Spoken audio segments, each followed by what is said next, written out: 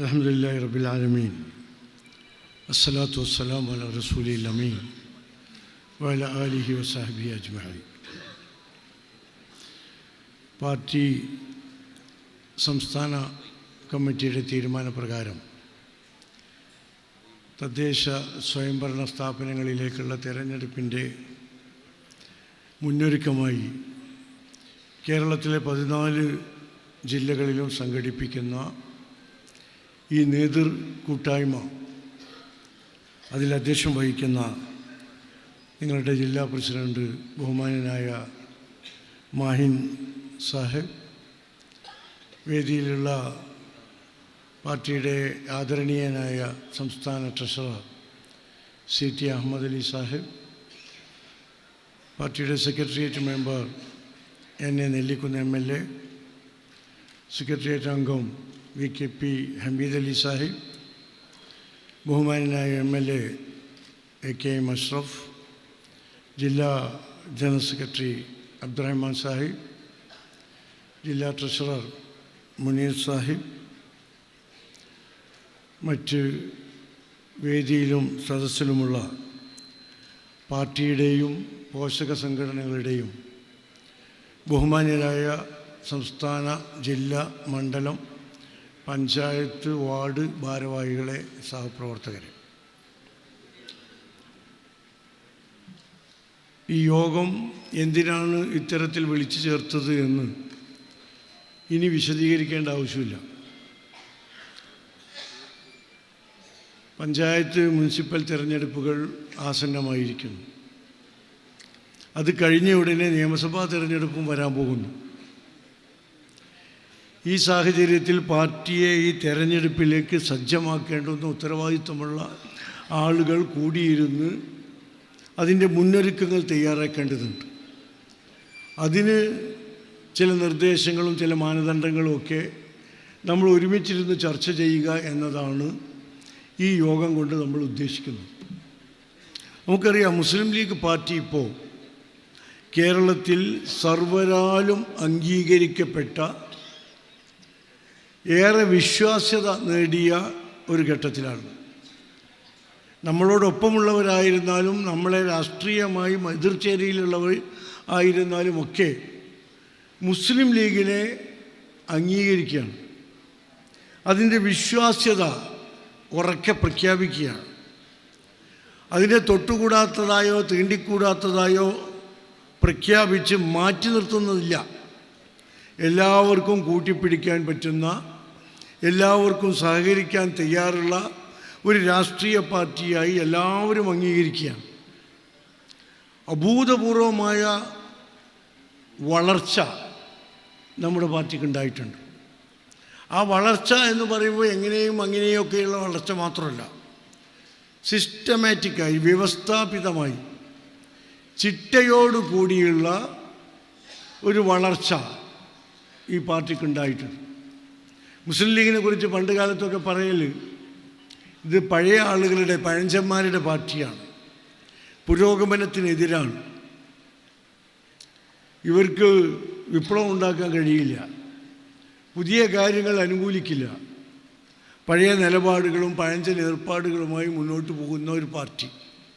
അതായിരുന്നു മുസ്ലിം ലീഗിനെ കുറിച്ച് പറഞ്ഞിരുന്നത്.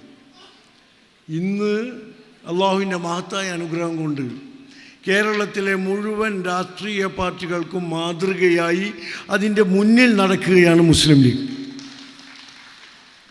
കേരളത്തിൽ മെമ്പർഷിപ്പ് ഡിജിറ്റലൈസ് ചെയ്ത ഏക രാഷ്ട്രീയ പാർട്ടി മുസ്ലിം ലീഗാണ്. അതുമാത്രമല്ല, ഡിജിറ്റലൈസ് ചെയ്യുക എന്ന് പറഞ്ഞാൽ 100, 200, 300 മെമ്പർമാരുള്ള രാഷ്ട്രീയ പാർട്ടികൾ കേരളത്തിലുണ്ട്. അവർക്കൊക്കെ ഡിജിറ്റലൈസ് ചെയ്യുക. 25 ലക്ഷം മെമ്പർമാരുള്ള ഒരു പാർട്ടിയാണ് ഇത് ഡിജിറ്റലൈസ് ചെയ്തിരിക്കുന്നത്. വലിയ മാറ്റം. ഇത് പഴഞ്ചനാണോ? മാർക്സിസ്റ്റ് പാർട്ടി ചെയ്തിട്ടില്ല, കോൺഗ്രസ്സിന് ചെയ്യാൻ കഴിഞ്ഞിട്ടില്ല, മറ്റൊരു രാഷ്ട്രീയ പാർട്ടിക്കും ചെയ്യാൻ കഴിഞ്ഞിട്ടില്ല. നമ്മൾ മുമ്പിൽ നടക്കുകയാണ്. നമ്മുടെ ഫണ്ട് സമാഹരണ രീതി നിങ്ങൾക്കറിയാലോ, ഓൺലൈനാണ്, ഡിജിറ്റലൈസ് ചെയ്തിട്ടാണ്, സുതാര്യമാണ്, ഓരോരുത്തർക്കും വ്യക്തമായി കാണാം. അത്തരമൊരു സിസ്റ്റം കൊണ്ടുവരാൻ കേരളത്തിൽ മറ്റൊരു രാഷ്ട്രീയ പ്രസ്ഥാനത്തിനും കഴിഞ്ഞിട്ടില്ല. ഇതൊക്കെ 1-2 തവണയല്ല. നമ്മൾ ആദ്യം ഹദിയ നടത്തി, അതിനുശേഷം QMC നടത്തി, ഇപ്പോൾ നമ്മൾ വയനാട് ഫണ്ട് നടത്തി. നമ്മൾ അവസാനിപ്പിക്കുന്നുമില്ല. അബ്ദുറഹ്മാൻ സാഹിബ് കാസർഗോഡ് ജില്ല തുടങ്ങിയിട്ടുണ്ട്, തുടങ്ങാൻ പോകുന്നു എന്നാണ് പറയുന്നു. ഒക്കെ സുതാര്യമായി വ്യക്തമായി വരവ് മാത്രമല്ല, നമ്മൾ ചെലവും കാണിച്ചുകൊണ്ടിരിക്കുന്നുണ്ട്. വയനാട് ഫണ്ടിൻ്റെ ആ ഫണ്ടിൽ നിന്ന് കിട്ടിയത് എത്രയാണ് എന്ന് വ്യക്തമായി ജനങ്ങൾക്കറിയാം. അതിൽ നിന്ന് 1 രൂപ എടുത്ത് നമ്മൾ ചിലവാക്കുന്നുണ്ടെങ്കിൽ അത് എപ്പോൾ, എന്തിന്, എങ്ങനെ, എവിടെ വെച്ച് എന്ന് വ്യക്തമായി നമ്മുടെ ആപ്പിലൂടെ കാണാൻ കഴിയും. ഇത് കേരളത്തിലോ ഇന്ത്യയിലോ ഒരു രാഷ്ട്രീയ പാർട്ടിക്കും സാധ്യമാകാത്ത ഒരു സംഭവമാണ്. അപ്പോൾ നമുക്ക് സുതാര്യമാണ് വേണ്ടത്, മറച്ചു വെക്കാനൊന്നുമില്ല. പറയുന്നതും പ്രവർത്തിക്കുന്നതും ഒന്നാണ്. അതുകൊണ്ട് തന്നെയാണ് വിശ്വാസ്യത ദിനംതോറും നമ്മുടെ പാർട്ടിക്ക് വർദ്ധിച്ചു കൊണ്ടിരിക്കുന്നത്. എല്ലാ മേഖലയിലും നമ്മൾ കണ്ടു കഴിഞ്ഞു.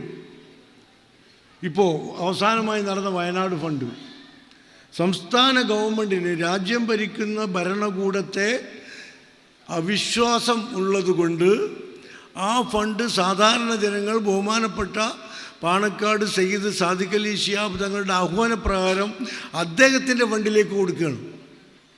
ലീഗുകാർ മാത്രമല്ല, UDFകാർ മാത്രമല്ല, മുസ്ലിങ്ങൾ മാത്രമല്ല, മലബാറുകാർ മാത്രമല്ല, കേരളത്തിൻ്റെ എല്ലാ ഭാഗങ്ങളിൽ നിന്നുമുള്ള ജനങ്ങൾ ജാതി, മത, രാഷ്ട്രീയ, പ്രാദേശിക വ്യത്യാസമില്ലാതെ ലീഗിൻ്റെ ഫണ്ടിലേക്ക് പണം ഒഴുകുകയാണ്.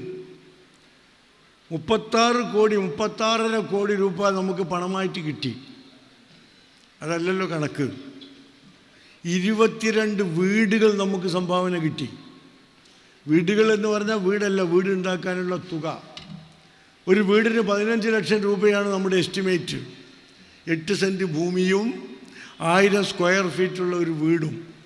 ആ വീട്ടിൽ വീട്ടുകാർക്ക് വീട് ഉയർത്താനോ വലുതാക്കാനോ ആവശ്യമാണെങ്കിൽ അതിനടിസ്ഥാനമുള്ള തറയിട്ട് കൊടുക്കുകയും ചെയ്യാം. അങ്ങനെയാണ് നമ്മൾ 15 ലക്ഷം റേറ്റ് കണ്ടത്. അങ്ങനെയുള്ള 22 വീടുകൾ നമുക്ക് സംഭാവന കിട്ടി. 22 × 15 3.5 കോടി, 36 3 40 2.25 ഏക്കർ ഭൂമിയും കിട്ടിയിട്ടുണ്ട്. അത് ചിലത് മലപ്പുറം ജില്ലയിലാണ്, ചിലത് മാനന്തവാടിയിലാണ്, വയനാട്ടിലെ മറ്റു ഭാഗങ്ങളിലാണ്. അവിടെ വീടുണ്ടാക്കി പോകാൻ ആഗ്രഹിക്കുന്ന ആളുകൾക്ക് നമ്മൾ കൊടുക്കും.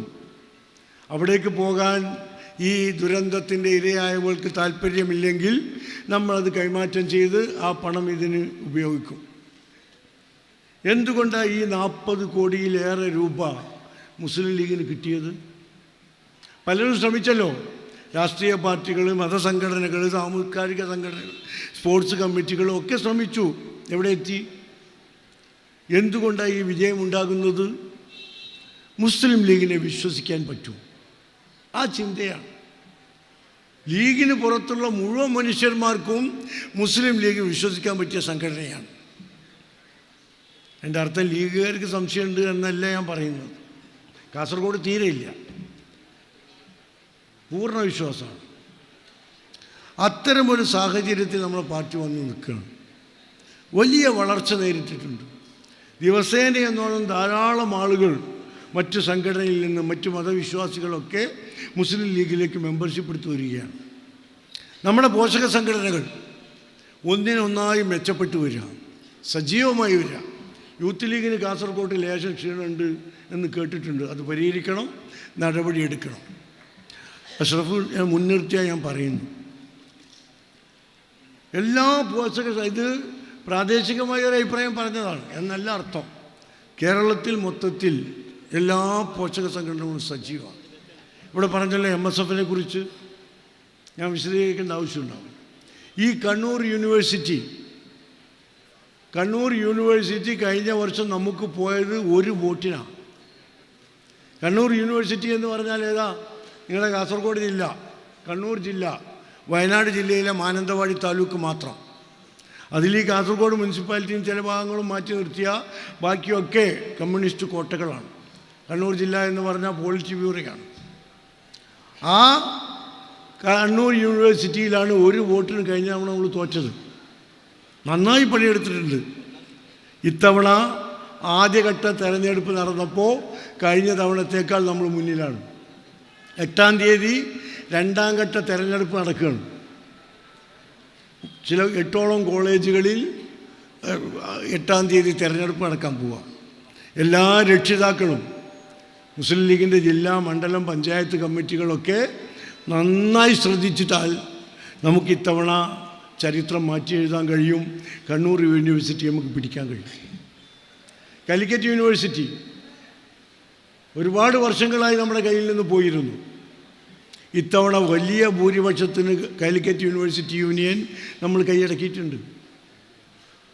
പരിയാരം മെഡിക്കൽ കോളേജ് നിങ്ങളടുത്ത ആ കോളേജ് ഉണ്ടായത് മുതൽ 40 കൊല്ലക്കാലമായി SFI ഒറ്റയ്ക്ക് ഭരിക്കുന്ന പരിയാരം മെഡിക്കൽ കോളേജ് ഇത്തവണ ജയിച്ചത് MSF ഉൾക്കൊള്ളുന്ന UDSF മുന്നണിയാണ്. മെഡിക്കൽ യൂണിവേഴ്സിറ്റി അത് രൂപീകരിച്ചത് മുതൽ SFI മാത്രമേ അതിൻ്റെ അക്കാദമിക് ബോഡിയിലേക്ക് ജയിച്ചിട്ടുള്ളൂ. SFI ഇല്ലാത്ത ഒരു കുട്ടി പോലും ജയിക്കാത്ത മെഡിക്കൽ യൂണിവേഴ്സിറ്റിയിലേക്ക് ഇത്തവണ SFI അല്ലാത്ത 2 ആളുകൾ ജയിച്ച് കയറി ചെന്നു.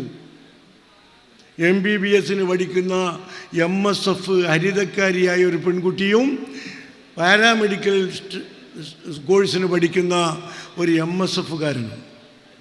SFIക്കാരല്ലാത്ത 2 ആളുകൾ ചരിത്രത്തിൽ ആദ്യമായി മെഡിക്കൽ യൂണിവേഴ്സിറ്റിയിലേക്ക് നമ്മൾ ജയിച്ച് കയറി. ടെക്നിക്കൽ യൂണിവേഴ്സിറ്റി, എഞ്ചിനീയറിംഗ് കോളേജുകൾ മുഴുവൻ നമ്മളിപ്പോൾ ജയിച്ചു വരിക. വലിയ വിജയ. ഇപ്പോൾ ഇന്നലെ മിനിഞ്ഞാന്ന് തിരുവനന്തപുരത്ത് നടന്ന കേരള യൂണിവേഴ്സിറ്റി സെനറ്റ് തെരഞ്ഞെടുപ്പ് നമ്മളുടെ ഒരു പ്രതിനിധി ജയിക്കുകയാണ് തിരുവനന്തപുരത്ത്. ആലോചിച്ച് നോക്ക്. പിന്നെ ബാലറ്റ് പേപ്പർ ഓടി വാരിക്കൊണ്ട് SFIക്കാർ പോയി തോറ്റപ്പോൾ. അവിടെ പ്രശ്നങ്ങൾ നടക്കുക, കേസൊക്കെ ഉണ്ട്. അപ്പോൾ കേരളത്തിൽ അങ്ങോളം ഇങ്ങോളം വലിയ വിജയമായി വലിയ വളർച്ചയായി MSF മാറിക്കൊണ്ടിരിക്കുകയാണ്. പണ്ടൊക്കെ ഞങ്ങളൊക്കെ പഠിക്കുന്ന കാലത്ത് MSFൽ നിൽക്കുക എന്ന് പറഞ്ഞാൽ ഒരു ജാള്യതയാണ്, ഒരു പിന്തിരപ്പന്മാരുടെ സംഘടനയാണ്. അവർ പള്ളിയിൽ പോകുന്നവരാണ്, നിസ്കരിക്കുന്നവരാണ്, മതം ധാർമ്മികതയാണ് അവരുടെ മൂല്യം. അതുകൊണ്ട് അവരെ കൊണ്ട് വലിയ കാര്യമൊന്നുമില്ല. കോളേജ് ക്യാമ്പസിൽ ഷൈൻ ചെയ്യാനൊന്നും കഴിയില്ല. ഒറ്റ പെൺകുട്ടികളും തിരിഞ്ഞു നോക്കാറില്ല അക്കാലത്ത് MSF എന്ന് പറഞ്ഞാൽ. ഇപ്പം അത് മാറി. ഇപ്പം MSF ആണ് കോളേജുകളിൽ ക്യാമ്പസുകളിൽ ഏറ്റവും വലിയ ഗ്ലാമറുള്ള സംഘടന. ആ MSFൻ്റെ കൂടെ നിൽക്കുകയാണ്. പെൺകുട്ടികളുടെ ആരവം എന്താ? നമ്മുടെ ഹരിത 14 ജില്ലകളിലും ഹരിതയ്ക്ക് ഇപ്പോൾ കമ്മിറ്റി വന്നു. എത്ര ആവേശത്തോടു കൂടിയാണ് ഹരിതയുടെ കുട്ടികൾ പണിയെടുക്കുന്നത്. ക്യാമ്പസുകളിലൊക്കെ MSF മയ ഇപ്പോഴുള്ളത്. ഒരു കാര്യം ജില്ലാ മുസ്ലിം ലീഗിൻ്റെ നേതാക്കന്മാരോട് എനിക്ക് പറയാനുള്ളത്, പ്രത്യേകിച്ച് പ്രാദേശിക നേതാക്കന്മാരോട് പറയാനുള്ളത്, നിങ്ങളൊക്കെ ഇവിടെ കിട്ടിയത് നന്നായി. പക്ഷേ ഞങ്ങൾ പറയുന്നത് ഇവർ മാത്രമേ കേൾക്കാറുള്ളൂ. അവരെത്രത്തോളം നിങ്ങളിലേക്ക് എത്തിക്കുന്നു എന്ന് ഞങ്ങൾക്ക് അറിഞ്ഞൂടല്ലോ. ഈ ക്യാമ്പസുകളിലൊക്കെ MSF തരംഗം എന്ന് പറഞ്ഞപ്പോൾ ക്യാമ്പസ് വിട്ടുവരുന്ന ഈ കുട്ടികളെ യൂത്ത് ലീഗിലും മുസ്ലിം ലീഗിലും അക്കോമഡേറ്റ് ചെയ്യപ്പെടുന്നില്ല എന്നുള്ള ആക്ഷേപമുണ്ട്. ക്യാമ്പസുകളിൽ നിന്ന് MSFായി ജയിച്ച് ചെയർമാനായി സെക്രട്ടറിയായി എല്ലാ സ്ഥാനങ്ങളിലേക്കും ജയിച്ചു വന്ന കുട്ടികളെ, ആ പ്രായമുള്ള കുട്ടികളെ യൂത്ത് ലീഗാണ് അക്കോമഡേറ്റ് ചെയ്യേണ്ടതും വളർത്തിക്കൊണ്ട് വരേണ്ടതും. അതുപോലെ പ്രാദേശിക ലീഗ് കമ്മിറ്റികളും ക്യാമ്പസിൽ നിന്ന് പുറത്തു വന്നാൽ ഇവർ രാഷ്ട്രീയം ഇല്ലാത്തവരായി മാറുന്നോ എന്ന കാര്യം ഗൗരവമായി ചിന്തിക്കണം. അങ്ങനെ ഉണ്ടെങ്കിൽ അവരെ കൂട്ടിപ്പിടിച്ച് ഒപ്പം കൊണ്ടു നടന്ന് ആവശ്യമായ സ്ഥാനമാനങ്ങളൊക്കെ നൽകി അവരെ നമ്മുടെ സംഘടനയോടൊപ്പം നിർത്തണം. ക്യാമ്പസോട് കൂടി അത് അവസാനിപ്പിക്കാൻ പാടില്ല. ഇനി അതിനുവേണ്ടി നിങ്ങൾക്ക് നിലവിലുള്ള ഭരണഘടനാദത്തമായ സ്ഥാനങ്ങൾക്ക് അപ്പുറത്തേക്ക് ചില സ്ഥാനങ്ങൾ തരണമെങ്കിൽ അതിനും ഞങ്ങൾ തയ്യാറാണ്. പഞ്ചായത്തിലും മണ്ഡലത്തിലും ജില്ലയിലൊക്കെ തരാം, വേണമെങ്കിൽ സ്റ്റേറ്റിലും തരാം, കുഴപ്പമൊന്നുമില്ല. പക്ഷെ കൂട്ടിപ്പിടിക്കണം. അവർ കൂടി നമ്മളെ കൂടെ ഉണ്ടാകണം. ഒരാൾ അധികം വന്നുകൊണ്ട് പാർട്ടിക്ക് ഗുണമില്ലാതെ ദോഷം എവിടെ ഉണ്ടാവില്ല. അപ്പം അതുകൊണ്ട് വനിതാ ലീഗ് പ്രത്യേകിച്ചും കോളേജുകളിൽ നിന്ന് വരുന്ന ഹരിതയുടെ കുട്ടികളെ പാർട്ടിയിൽ അക്കോമഡേറ്റ് ചെയ്യണം, വനിതാ ലീഗിൽ ചേർക്കണം. അതിന് ശ്രമിക്കണം. വനിതാ ലീഗിൽ ഏതാണ്ട് ഒരേ പ്രായത്തിലുള്ള ആളുകൾ മാത്രമാണ് എന്ന ആക്ഷേപമുണ്ട്. കുറച്ചുകൂടി താഴേക്ക് വരാം. കോളേജ് വിദ്യാഭ്യാസം കഴിഞ്ഞ കുട്ടികളെ കൂടി ഉൾക്കൊണ്ടുകൊണ്ട് ഒരു പുതിയ തലമുറയെ ഞങ്ങൾ പ്രതിനിധീകരിക്കുന്നു എന്ന ബോധ്യമുണ്ടാക്കാൻ നമുക്ക് സാധിക്കണം. ഇത്തരം കാര്യങ്ങളൊക്കെയാണ് സംഘടനാപരമായ മറ്റ് വിഷയങ്ങൾ. ഞാൻ പറഞ്ഞു വന്നു, ഇതൊക്കെ പറയുന്നത് പാർട്ടിയുടെ വളർച്ചയാണ് തെക്കൻ ജില്ലകളിൽ. ആ വളർച്ചയുടെ ഘട്ടത്തിലാണ് ഇപ്പോൾ പഞ്ചായത്ത് മുനിസിപ്പൽ തിരഞ്ഞെടുപ്പും വരുന്നത്. എല്ലാം ശാസ്ത്രീയമായി ആസൂത്രിതമായി കൊണ്ടു നടക്കുക എന്ന പാർട്ടിയുടെ നയത്തിൻ്റെ ഭാഗമായി പഞ്ചായത്ത് തിരഞ്ഞെടുപ്പിന് ഒരു മുഴം മുമ്പേ എറിയുക എന്ന നയം ഒരു വർഷമുണ്ട്. നമ്മളിപ്പം തന്നെ ശാസ്ത്രീയമായി തുടങ്ങിയാൽ കഴിഞ്ഞ തവണ ഉണ്ടായതിൽ കൂടുതൽ ഇരട്ടി മെമ്പർമാരെ നമുക്കുണ്ടാക്കാൻ കഴിയും. ഒരു സംശയവും വേണ്ട. കേരളത്തിൽ ജനപ്രതിനിധികളുടെ കൂട്ടത്തിൽ 3-ാം സ്ഥാനത്തുള്ള പാർട്ടിയാണ് മുസ്ലിം ലീഗ്. CPM-ഉം കോൺഗ്രസും കഴിഞ്ഞാൽ മുസ്ലിം ലീഗാണ്. നമ്മളും 4-ാം സ്ഥാനത്തുള്ള സംഘടനയും തമ്മിൽ 1500-ലധികം സീറ്റിൻ്റെ വ്യത്യാസമുണ്ട്. അതിൻ്റെ എണ്ണം നമുക്ക് വർദ്ധിപ്പിക്കാം. നമുക്കത് 3-ാം സ്ഥാനമുള്ള 2-ാം സ്ഥാനത്തേക്ക് എത്താൻ ഒരു പ്രയാസമില്ല. 1-ാമത്തെ ആരെങ്കിലും ആയിക്കോട്ടെ, നമുക്ക് പ്രശ്നമില്ല. നമുക്ക് 2-ാം സ്ഥാനത്തെത്താൻ ഈ തെരഞ്ഞെടുപ്പിൽ കഴിയണം. അതിനാണ് ഇത്രയും നേരത്തെ നമ്മൾ പണി തുടങ്ങിയത്. കേന്ദ്ര ഭരണത്തിൻ്റെയും കേരള ഭരണത്തിൻ്റെയും നെറികേടുകൾക്ക് മുമ്പിൽ പകച്ചു നിൽക്കുകയാണ് കേരളീയ സമൂഹം, സ്വന്തം പാർട്ടിക്കാർ പോലും. ഇന്നലെ അൻവറിൻ്റെ സമ്മേളനത്തിൽ നിലമ്പൂർ തടിച്ചുകൂടിയ ജനാവലി സഖാക്കളാണ്. സ്വാഗതം പറഞ്ഞത് പഴയ ലോക്കൽ കമ്മിറ്റി സെക്രട്ടറിയാണ്. ഇവരിത് കേൾക്കാൻ നിൽക്കുകയാണ്. പാർട്ടി അല്ലാതായി മാറി. ഞങ്ങളത് നേരത്തെ പറഞ്ഞതാ. അൻവർ ഈ പറയുന്നൊന്നും പുതിയതല്ല. ഇത് നേരത്തെ മുസ്ലിം ലീഗും UDF-ഉം പറഞ്ഞതാണ്. 3 മാസം മുമ്പാണ് മലപ്പുറത്ത് പത്രസമ്മേളനം വിളിച്ചു കൂട്ടിയിട്ട് MSF-ൻ്റെ സംസ്ഥാന പ്രസിഡന്റ് PK നവാസ് പറഞ്ഞത് മലപ്പുറം SP സുജീത് ദാസ് ആയിരുന്നു.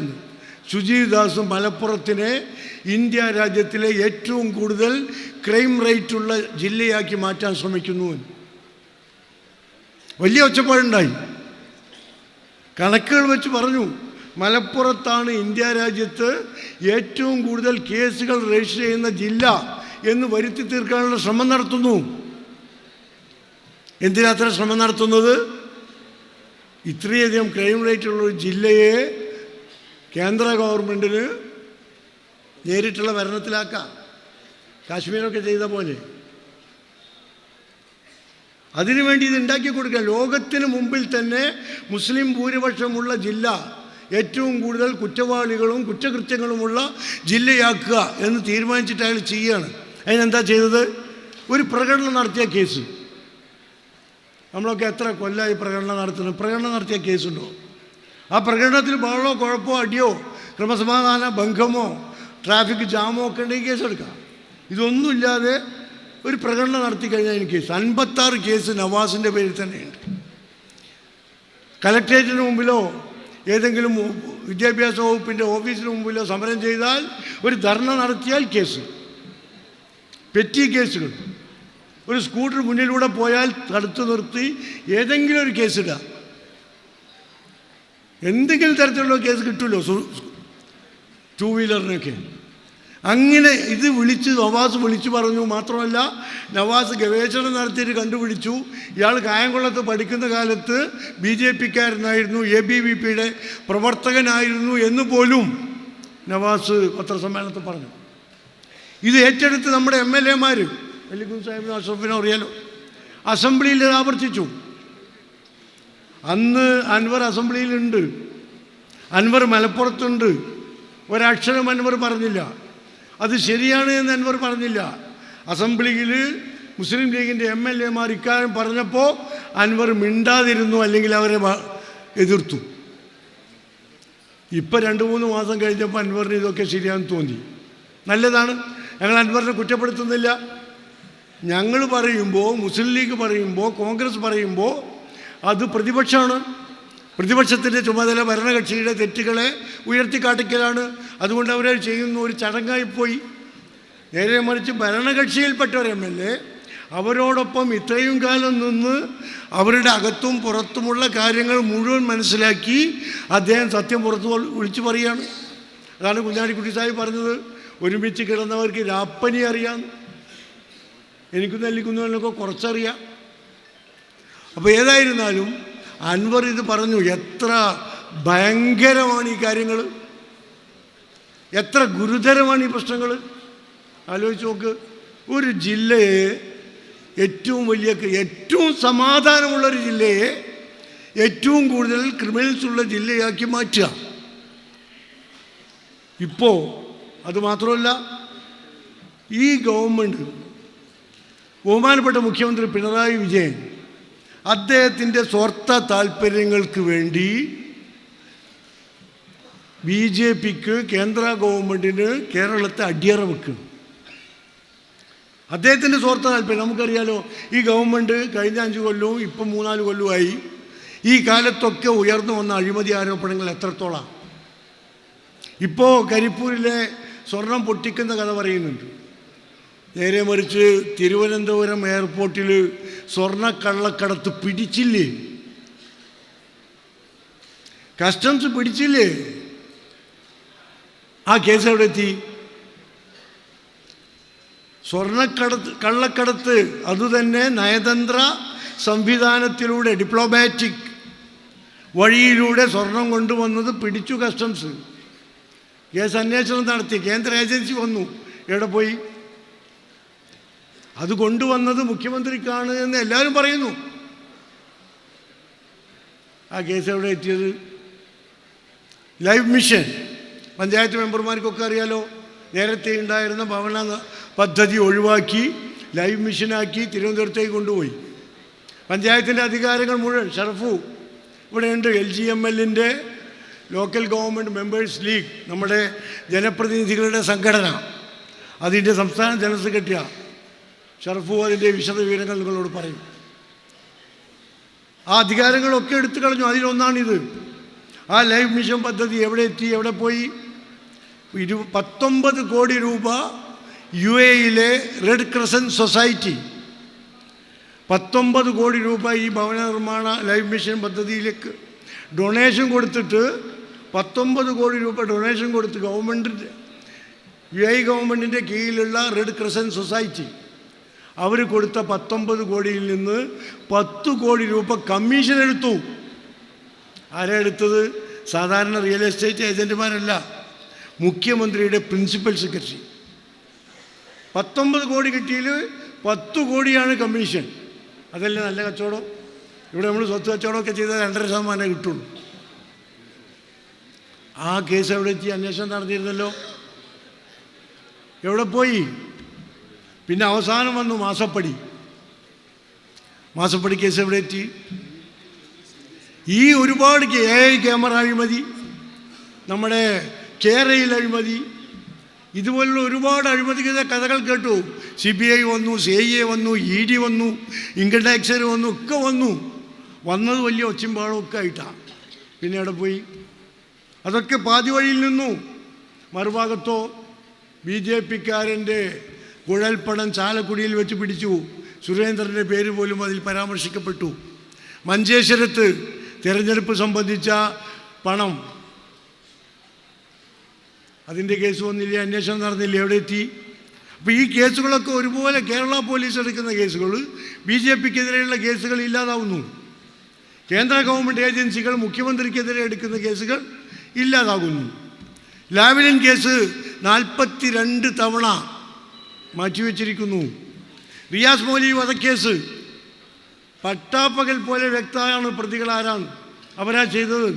ആ കേസല്ലേ നിരുപാധികം വിട്ടുകളഞ്ഞത്? കോടതി പറഞ്ഞത് എന്താ? പ്രോസിക്യൂഷന് തെളിയിക്കാൻ കഴിഞ്ഞില്ല. ആരാ പ്രോസിക്യൂഷൻ? ആഭ്യന്തര വകുപ്പ്. ആരാ ആഭ്യന്തര വകുപ്പ്? മാർക്സിസ്റ്റ് പാർട്ടി, പിണറായി വിജയൻ ഇല്ലേ? എൻ്റെ നാട്ടിലുണ്ട് ഫൈസൽ, കൊടിഞ്ഞിയിൽ. ഫൈസലിനെ കൊന്നു, RSSകാരാണ് പിടിച്ചു. ആ കേസ് ഇതുവരെ വിചാരണക്കെടുത്തിട്ടില്ല, 8 കൊല്ലമായി. എന്താ കാരണം? ഒരു പ്രോസിക്യൂട്ടറെ നിയമിക്കണം എന്ന് കുടുംബം പറഞ്ഞു. കുടുംബം പറഞ്ഞ പ്രോസിക്യൂട്ടറെ നിയമിച്ചില്ല, ഇതുവരെ നിയമിച്ചു കൊടുത്തിട്ടില്ല. 20 തവണ വിചാരണയ്ക്ക് വന്ന കേസ് മാറ്റിവെച്ച് പോവുക. 8 വർഷമായി. അപ്പോൾ RSSകാരെ സഹായിക്കേണ്ടിടത്തൊക്കെ സഹായിച്ചുകൊണ്ട് കേരളത്തിൽ ഭരിക്കുന്നത് BJP അല്ലെങ്കിലും കേന്ദ്രം ഭരിക്കുന്ന BJPയേക്കാൾ കൂടുതൽ വർഗീയത കേരളത്തിൽ അടിച്ചേൽപ്പിക്കുന്ന ഭരണമാണ് CPMൻ്റെ പിണറായി വിജയൻ്റെ ഭരണം എന്ന് മുസ്ലിം ലീഗും UDFും പറഞ്ഞപ്പോൾ ആരും ഗൗനിച്ചില്ല. ഇപ്പോൾ ഭരണകക്ഷി MLA ആയ ബഹുമാന്യനായ PV അൻവർ പറയുന്നു. വെറും MLA മാത്രമല്ല, PV അൻവറിനെ പൊന്നാനിയിൽ പാർലമെൻറ്റിലേക്ക് പോലും സ്ഥാനാർത്ഥിയാക്കിയ ആളുകളാണ് മാർക്സിസ്റ്റ് പാർട്ടി. അത്രയും ബഹുമാനിച്ചു കൊണ്ടുവരുന്ന ആളാണ് അദ്ദേഹം പറയുന്നത്. ഒരു ADGP കുഞ്ഞാലിക്കുട്ടി സാഹിബ് ഇവിടെ പറഞ്ഞല്ലോ, പൂരം കലക്കിയത് ഒരു മതവിശ്വാസത്തിൻ്റെ ഭാഗമാണ് തൃശ്ശൂർ പൂരം. കേരളം എല്ലാവരും അത് കണ്ട് ആഘോഷിക്കാൻ പോകാറുണ്ട്, ഓണം പോലെ. കേരളത്തിൻ്റെ ഒരു ദേശീയ ആഘോഷമായി പൂരം നമ്മളൊക്കെ കാണാറുണ്ട്. അത് ഒരു വിഭാഗത്തിൻ്റെ വിശ്വാസത്തിൻ്റെ പ്രകടനം കൂടിയാണ്. ആ പൂരം കലക്കിയിട്ട് നശിപ്പിച്ചിട്ട് അതിൻ്റെ ശോഭ കെടുത്തി എന്തിനു വേണ്ടി? BJP സ്ഥാനാർത്ഥിയെ അവിടെ വിജയിപ്പിക്കാൻ. ആലോചിച്ച് നോക്കുങ്ങൾ. ഇടതുമുന്നണിയുടെ സ്ഥാനാർത്ഥിയുണ്ട്, മുൻ മന്ത്രി സുനിൽകുമാർ, CPIയുടെ സ്ഥാനാർത്ഥിയാണ്. ആ സ്ഥാനാർത്ഥിയും CPIയും പറയുന്നു പൂരം കലക്കിയത് BJPയെ സഹായിക്കാനാണ്, പൂരം കലക്കിയത് ADGP അജിത് കുമാറാണ്. എന്തായി? അപ്പോൾ ADGPയെ കൊണ്ട് കേരളത്തിലെ ക്രമസമാധാന നിലയുടെ ഏറ്റവും ഉയർന്ന ഉദ്യോഗസ്ഥനാണ്. അദ്ദേഹത്തിനാണ് DGP ഉണ്ടായിട്ട് പോലും ADGPക്കാണ് ക്രമസമാധാന ചുമതല ഗവൺമെൻറ് കൊടുത്തിരുന്നത്. അദ്ദേഹം പോയിട്ട് ഇത് കലക്കുകയാണ്. പോലീസുകാരൻ ഇത് ഭംഗിയായി കൊണ്ടു നടക്കാനല്ല സഹായിക്കേണ്ടത്, അത് തകർക്കാൻ ഇയാൾ കൂട്ടുന്നു. എന്തുകൊണ്ട്? തകർത്താൽ CPMന് വോട്ട് കിട്ടൂല, ഇടതുമുന്നണിക്ക് വോട്ട് കിട്ടൂല, വിശ്വാസികളൊക്കെ വോട്ട് ചെയ്യും. ആ വോട്ട് ചെയ്ത് സുരേഷ് ഗോപിയെ വിജയിപ്പിച്ചു. അപ്പോൾ കേരളത്തിൽ MP മാർക്ക് ജയിപ്പിക്കാൻ കഴിയാത്ത BJPക്ക് MP ഉണ്ടാക്കി കൊടുത്തത് CPM. കേരളത്തിൽ ഒരിക്കലും ഭരിക്കാനോ MLA ഉണ്ടാകാനോ കഴിയാത്ത BJPക്ക് കേരളത്തിൻ്റെ ഭരണവും ആഭ്യന്തര വകുപ്പും കാഴ്ചവെച്ച് കൊടുക്കുന്നത് CPM. ഇതപ്പോൾ കേരളത്തിൽ നടന്നുകൊണ്ടിരിക്കുന്നത്. ഈ അഡ്ജസ്റ്റ്മെൻറ്റാണ്. അതോടുകൂടി മാസപ്പടി കേസ് ഇനി അന്വേഷിക്കേണ്ടെന്ന് തീരുമാനമായി. BJPക്ക് MP കിട്ടി. എന്നിട്ടോ ഏറ്റവും വലിയ തമാശ, ഈ പൂരം കലക്കിയത് ADGP ആണ് എന്ന് പ്രതിപക്ഷം മാത്രമല്ല, ഇടതുമുന്നണിയിലെ ഏറ്റവും വലിയ രണ്ടാമത്തെ ഘടകകക്ഷി CPI പറയുന്നു. ആ തൃശ്ശൂരിലെ LDF സ്ഥാനാർത്ഥി സുനിൽകുമാർ പറയുന്നു. LDFിലെ ഘടകകക്ഷികളായ ജനതാദൾ പറയുന്നു, കോൺഗ്രസ് എസ് പറയുന്നു. ഇതൊക്കെ പറഞ്ഞുകൊണ്ടിരിക്കുമ്പോഴും ഗവൺമെൻറ് എന്താ ചെയ്തത്? പൂരം കലക്കിയതിനെക്കുറിച്ച് അന്വേഷിക്കാൻ ഉത്തരവിട്ടു. ആരെയാ ചുമതല ഏൽപ്പിച്ചത്? ADGPയെ. ഇതേ അജിത് കുമാറിനോട് പറയാണ് എങ്ങനെയാണ് പൂരം കലക്കിയത് അന്വേഷിച്ച് വിവരം തരണം. മൂപ്പരന്വേഷിച്ചാൽ പ്രതിയെ കിട്ടുമോ? അതാ സംഭവം. ഇത് ആരെ പരിഹസിക്കും? കേരളീയരെ പരിഹസിക്കല്ലേ, കള്ളനെ താക്കോലേൽപ്പിക്കുകയാണ്. അപ്പോൾ ഇതിനെതിരെയുള്ള ശക്തമായ സംവിധാനം. ആളുകൾ പറയും അൻവർ ഇത് പറഞ്ഞിട്ടും UDF എന്താ അനങ്ങാത്തത്? അനങ്ങാൻ പോവാണ്. 4-ാം തീയതി അസംബ്ലി ഉണ്ട്, അന്ന് UDF ഉണ്ട്. അസംബ്ലിക്കകത്തും പുറത്തൊക്കെ എന്ത് ചെയ്യണമെന്ന് ഞങ്ങൾ തീരുമാനിക്കും. ഞങ്ങൾ നേരത്തെ പറഞ്ഞതാണ്. അത് അൻവർ പറഞ്ഞതോടുകൂടി അതിന് കൂടുതൽ വലിയ പ്രചാരം കിട്ടി. ചാനലുകളും വാർത്താമാധ്യമങ്ങളുമൊക്കെ അതിന് വലിയ പ്രാധാന്യം കൊടുത്തു. ആ സാഹചര്യത്തിലാണ്. അതുകൊണ്ടാണ് ഞാൻ പറഞ്ഞത്, വരാൻ പോകുന്ന തദ്ദേശ സ്വയംഭരണ തെരഞ്ഞെടുപ്പ് നമുക്ക് ഏറ്റവും അനുകൂലമായ രാഷ്ട്രീയ സാമൂഹ്യ സാഹചര്യത്തിലാണ്. അതുകൊണ്ട് കഴിഞ്ഞ പ്രാവശ്യത്തെ സീറ്റൊക്കെ കിട്ടിയിട്ടുണ്ട്, സ്റ്റാറ്റസ് കോ നിലനിർത്തിയിട്ടുണ്ട് എന്ന് പറഞ്ഞിട്ട് ജില്ലാ സെക്രട്ടറിയും പ്രസിഡൻറ്റും കൂടി സ്റ്റേറ്റ് കമ്മിറ്റിക്ക് വന്നാൽ അടുത്ത വണ്ടിക്ക് തിരിച്ചു പോരേണ്ടി വരും. ഒരു സംശയവും വേണ്ട, എണ്ണം കൂടണം. ഇവിടെ ഇപ്പോൾ 196 അല്ലേ ഷർഫോ? 196 ജനപ്രതിനിധികളെ ഇവിടെ ഉള്ളൂ, 2 MLA കൂട്ടാതെ. അവരെയും കൂടി കൂട്ടിയാൽ 198ആയി.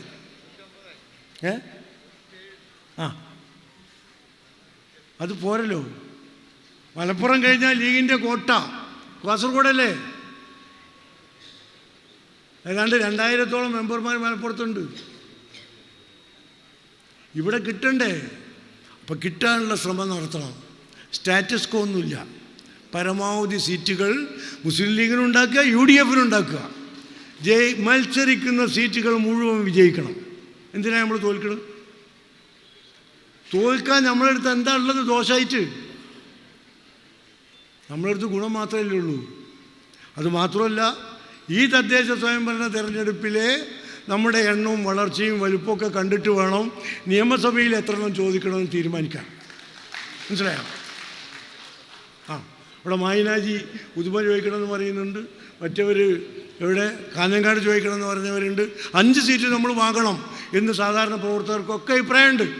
ഞാൻ പറഞ്ഞ 5 സീറ്റ് നമുക്ക് തന്നെ ആയിരിക്കും UDFന്. നമ്മളിത് പറഞ്ഞ UDF ആണല്ലോ.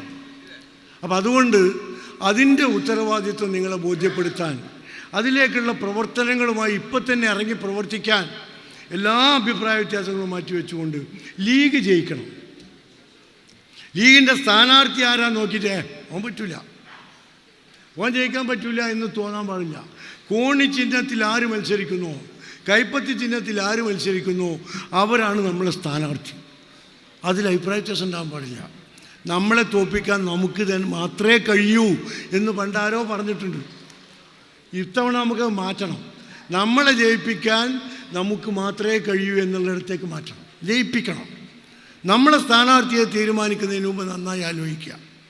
ഇപ്പോൾ മുസ്ലിം ലീഗിൻ്റെ വലിയ ഭാരവാഹിയാണ് എന്നുള്ളത് കൊണ്ട് അയാൾ മത്സരിക്കാൻ അർഹനാണ് എന്നൊന്നും വിചാരിക്കേണ്ട.